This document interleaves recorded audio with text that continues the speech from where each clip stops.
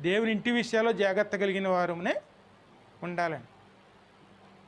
మరి రమ్మన్నారు, వచ్చారు. వచ్చిన తర్వాత ఏం చేశాడు? బలిపీఠాలు కట్టాడు. వచ్చిన వెంటనే ముందు అక్కడ తన కోసం గుడారం వేసుకోలేదండి. మొట్టమొదట ఒక బలిపీఠాన్ని కట్టుకున్నాడు. బలిపీఠం కట్టిన తర్వాత దేవుని ఆరాధించాడు. ఆరాధించిన తర్వాత గుడారం వేసుకున్నాడు. కానీ మనం అర్హంగా ఉండగలుగుతామా అమ్మా? మొట్టమొదటి మన పని చూసుకుని మనకి ఎటువంటి ఇబ్బందులు కలగకుండా అన్నీ చేసుకుని ఆ తర్వాత మనలో ఒక మంచి బలిపీఠాన్ని కట్టుకుంటామండి.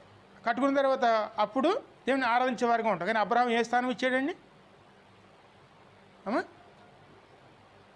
మొట్టమొదటి ఎవరికి ఇచ్చాడు స్నానం?